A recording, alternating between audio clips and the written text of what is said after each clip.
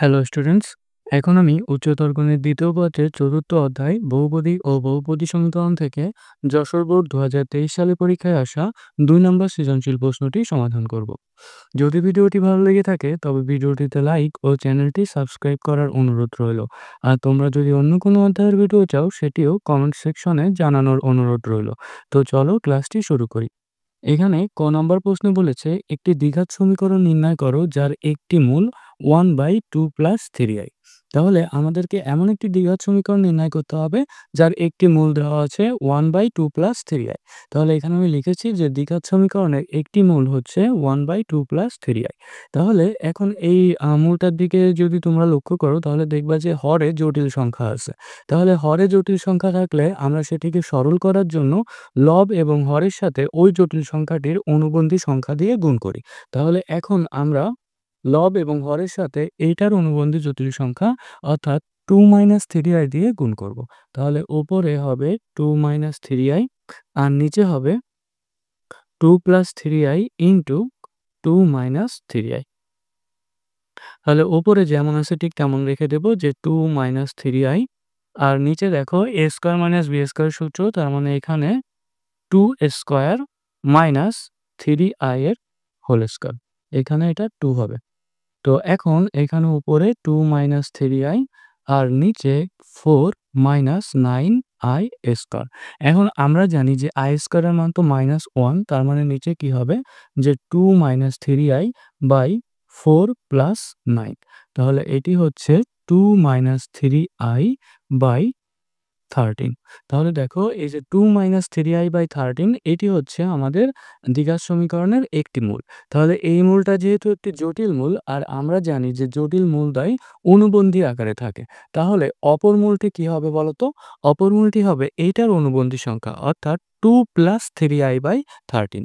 তাহলে এখানে আমরা লিখব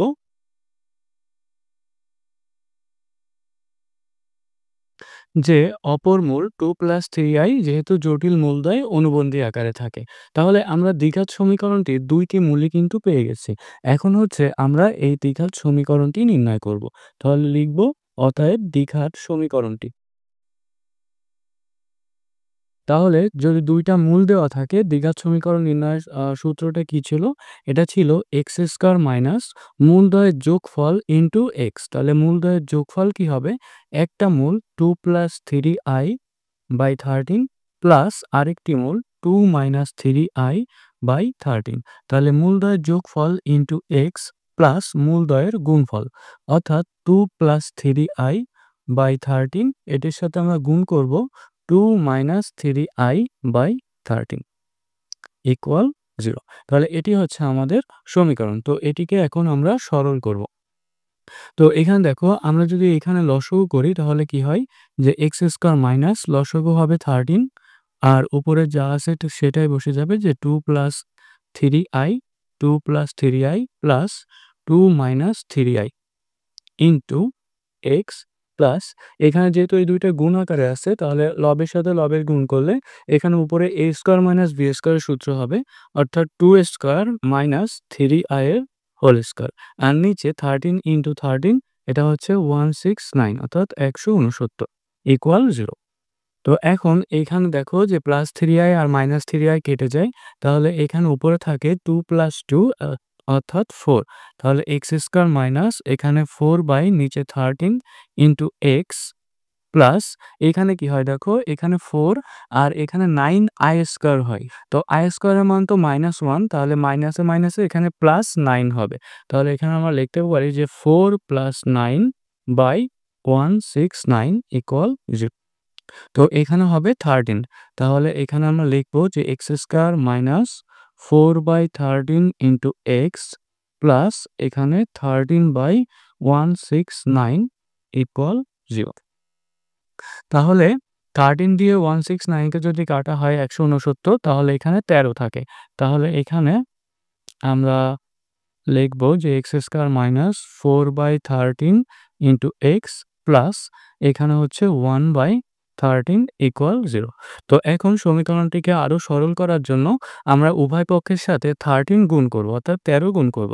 তাহলে এখানে x² এর সাথে 13 গুণ করলে এখানে হবে 13x² মাইনাস এখানে 13 কেটে যাবে, এখানে থাকবে -4x প্লাস এখানে 13 কেটে গেলে এখানে থাকে 1 ইকুয়াল 0। তাহলে এটিই হচ্ছে আমাদের সে নির্ণেয় দ্বিঘাত সমীকরণ। খ নম্বর প্রশ্নে বলা হয়েছে যদি L ইকুয়াল 0 সমীকরণের মূল দুটির অনুপাত P/Q হয় তাহলে প্রমাণ করো যে এই রাশিটার মান 0। তাহলে আমরা উদ্দীপকে দেখতে পাই এখানে L ইকুয়াল দেওয়া আছে mx² plus nx plus n। তাহলে আমাদের বলা হয়েছে যে এই সমীকরণের মূল দুটির অনুপাত হচ্ছে P/Q। তাহলে যেহেতু মূলের অনুপাত P/Q দেওয়া তাহলে আমরা প্রথমে মনে করব যে মূল দুইটি একটা P আলফা আর একটি Q আলফা। তাহলে এখানে আমি লিখেছি যে প্রদত্ত সমীকরণ mx² plus nx plus n equal 0। তো মনে করি সমীকরণের মূলদ্বয় P আলফা এবং Q আলফা। তো এখন আমরা এই মূলদ্বয়ের যোগফলের মান বের করব, যে অতএব মূলদ্বয়ের যোগফল বলতে P alpha plus Q alpha.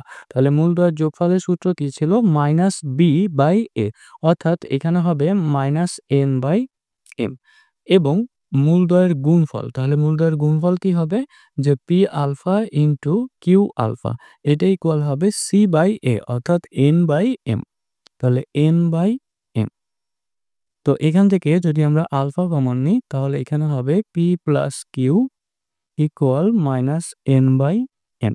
তাহলে অতএব এখান থেকে P প্লাস Q ইকুয়াল আমরা কি লিখতে পারি, আলফাকে ডানে পাঠালে এখানে ভাগ হয়ে যাবে, তার মানে -n/m আলফা। তো একইভাবে এইখানে আলফা ইন্টু আলফা আমরা এখানে লিখতে পারি যে PQ alpha square equal n/m। তো অতএব এখান থেকে PQ ইকুয়াল কি লেখা যায়, এখানে আলফা স্কোয়ার ভাগ হয়ে যাবে, তার মানে n/m আলফা স্কোয়ার। তো এখন আমরা এই মানগুলা বাম পক্ষে বসাবো। তাহলে আমাদের বাম পক্ষ ইকুয়াল কি দেওয়া ছিল, দেখো যে বাম পক্ষে ইকুয়াল দেওয়া √p/q plus √q/p plus √n/m। তো এখন প্রথমে আমরা এই রুটটাকে 2টার উপরে দিব, অর্থাৎ এখানে লিখব যে √p/√q প্লাস এখানে লিখব যে √q/√p প্লাস এখানে √n/√m।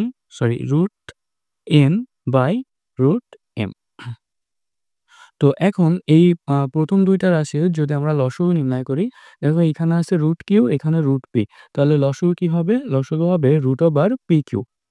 তাহলে উপরে কি লিখতে পারি, এখানে √q আছে, তো √q দিয়ে এটাকে ভাগ করলে এখানে থাকবে √p। তাহলে √p দিয়ে √p কে গুণ করলে √p এর হোল স্কয়ার, অর্থাৎ এখানে হবে p।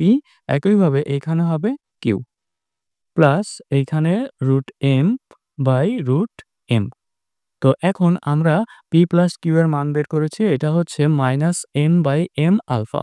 তো এখানে আমরা p প্লাস q এর মান বসাবো, তাহলে -n/m আলফা আর √pq, তাহলে √pq এর মান কি ছিল n/m আলফা স্কয়ার, তাহলে n/m আলফা স্কয়ার প্লাস এইখানে যেমন ছিল ঠিক তেমন রেখে দেব √n/√m। তো এখন এই নিচের রাশিতে আমরা হচ্ছে রুট করে এখানে ফলাফলটা লিখব, যে এখানে উপরে হয় -n/m আলফা আর নিচে যদি আমরা রুট করি তাহলে n কে রুট করলে √n আর এখানে m কে রুট করলে √m আর আলফা স্কয়ারকে রুট করলে শুধু আলফা হবে। তার মানে নিচে হবে √m ইন্টু আলফা প্লাস এখানে √n/√m। তো এখন এখানে ভাগ আছে, তো আমরা এটাকে গুণ দিয়ে নিচের ভগ্নাংশটিকে উল্টে দিব। তাহলে এটা হবে -n/m আলফা আর এখানে গুণ দিলে এখানে নিচের হর হচ্ছে উপরে চলে যাবে, এটা হচ্ছে √m ইন্টু আলফা বাই নিচে আসবে √n আর এখানে প্লাস √n/√m। তো এখন দেখো এই যে √m দিয়ে m কে কাটলে এখানে নিচে একটা √m থাকবে, একইভাবে √n দিয়ে n কে কাটলে উপরে একটা √n থাকবে।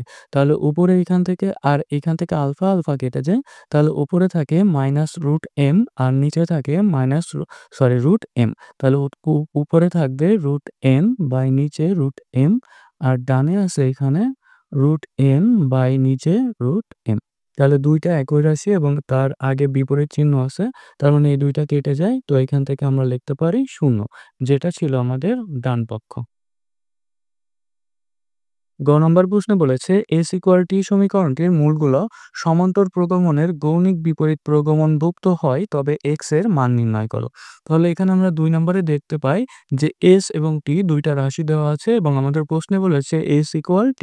তাহলে এখানে আমি লিখেছি যে দেওয়া আছে s equal 6x cube minus 20x square plus 5 এবং t ইকুয়াল 6 9x স্কোয়ার। তো আমাদের প্রশ্নে বলা ছিল s ইকুয়াল t। তো এখানে আমরা মান বসাবো। তাহলে s মানে কি? s মানে ছিল 6x cube minus 20x square plus 5 equal t মানে দেওয়া ছিল 6 9x স্কোয়ার। তো এখন আমরা ডানের এই রাশিগুলাকে যদি বাইরে নিয়ে আসি সেক্ষেত্রে এখানে হয় 6x cube minus 20x square plus 5 6কে বাইরে আনলে -6 এটাকে আনলে প্লাস 6x আর 9x স্কোয়ারকে আনলে প্লাস 9x স্কোয়ার ইকুয়াল ডানে হবে 0। তো এখন এখানে দেখো এখানে 6x স্কোয়ার যেমন আছে তেমন রাখবো আর এখানে আছে 20x square minus 20x square আর এখানে আছে প্লাস 9x স্কোয়ার। তো এখানে আমরা -11x স্কোয়ার লিখতে পারি আর এখানে আছে প্লাস 6x আর এখানে প্লাস 5 মাইনাস 6 অর্থাৎ এখানে হবে -1 ইকুয়াল 0। তাহলে এইটা হচ্ছে আমাদের সমীকরণ। তো আমাদেরকে বলেছে যে এই সমীকরণের মূলগুলো সমান্তর প্রগমনের গৌণিক বিপরীত প্রগমনভুক্ত হয়। তাহলে সমান্তর প্রগমনের গৌণিক বিপরীত প্রগমনভুক্ত বলতে আসলে কি বোঝায়? প্রথমে আমরা বুঝি যে সমান্তর প্রগমন বললে আমরা মূলগুলো কেমন ধরতাম। মনে করো এখানে একটা ধারা আছে যে 6, 8, 10, 12। তো এই ধারাটা লক্ষ্য করলে আমরা দেখতে পাই যে তুমি যদি দ্বিতীয় পদ থেকে প্রথম পদকে বিয়োগ করো সবসময় আমরা ডিফারেন্স কত পাচ্ছি? ডিফারেন্স পাচ্ছি 2। অর্থাৎ কোনো ধারার যদি দ্বিতীয় পদ এবং প্রথম পদের আ আ পার্থক্যটা সমান থাকে তাহলে সেই ধারাকে আমরা বলব যে সমান্তর প্রগমনভুক্ত। তো আমরা যদি এই ধারা থেকে সমান্তর প্রগমনের গৌণিক বিপরীত প্রগমনভুক্ত বের করতে চাইতাম তাহলে এটা হতো 1/6, 1/8, 1/10, 1/12। তো এটাকে বলে সমান্তর প্রগমনের গৌণিক বিপরীত প্রগমনভুক্ত।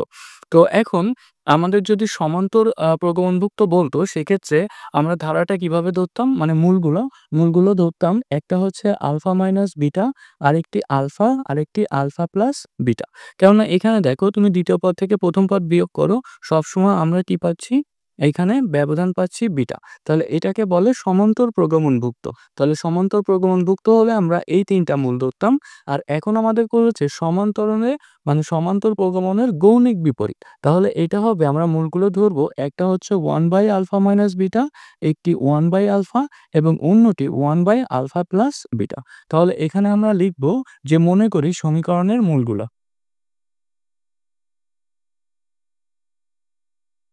তাহলে মূলগুলো কি? একটা হচ্ছে 1/α মাইনাস বিটা, আরেকটি 1/α এবং আরেকটি 1/α প্লাস বিটা।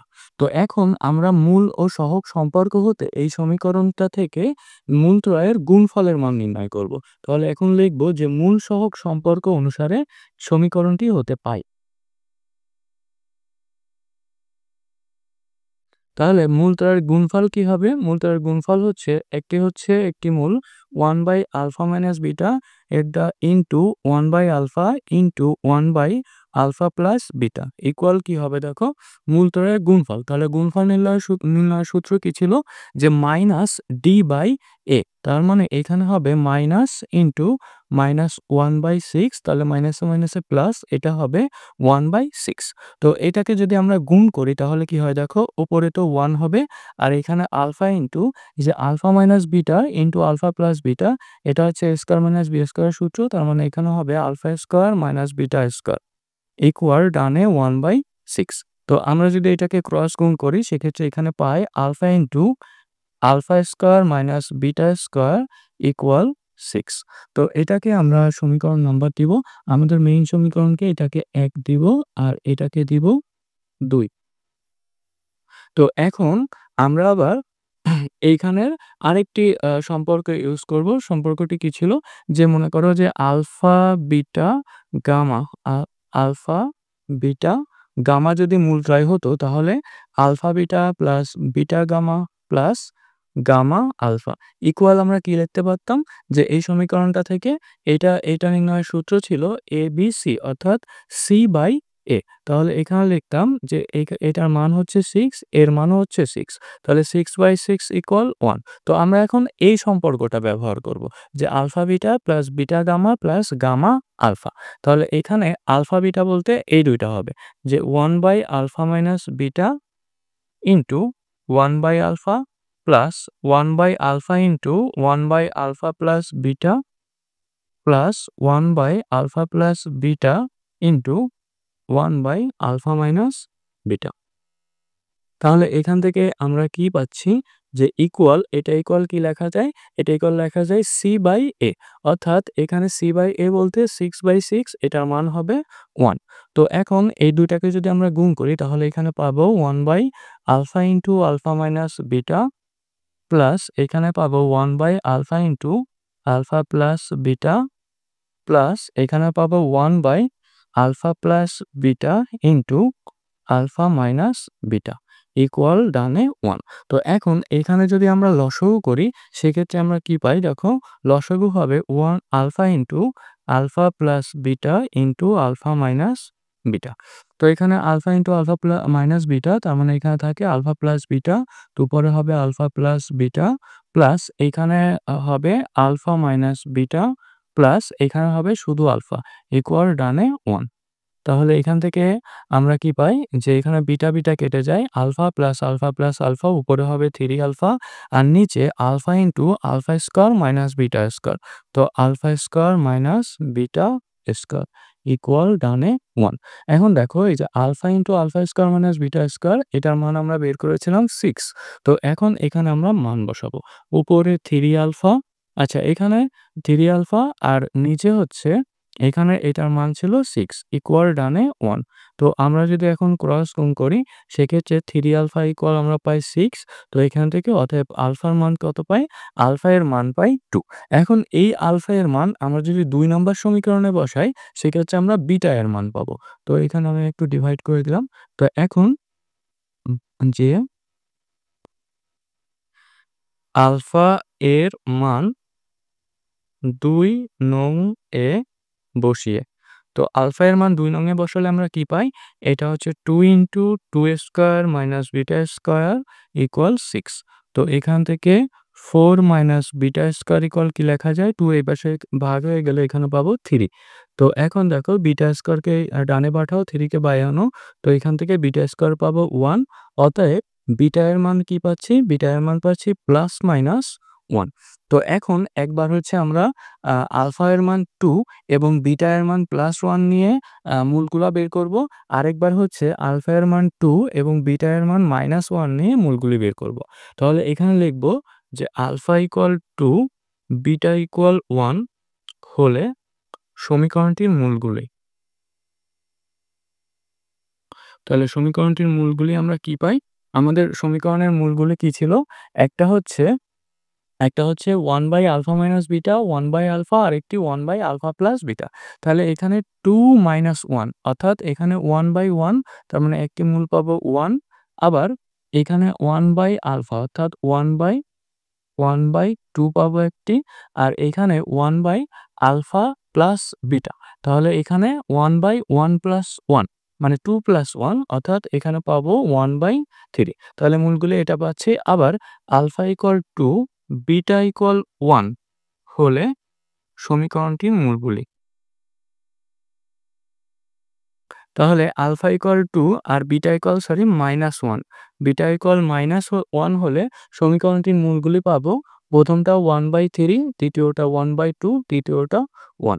অর্থাৎ দেখো আমরা কিন্তু 3টা মূলই একই পাচ্ছি যে 1, হাফ এবং 1/3। তাহলে এখানে লিখব যে অতএব নির্ণেয় সমাধান।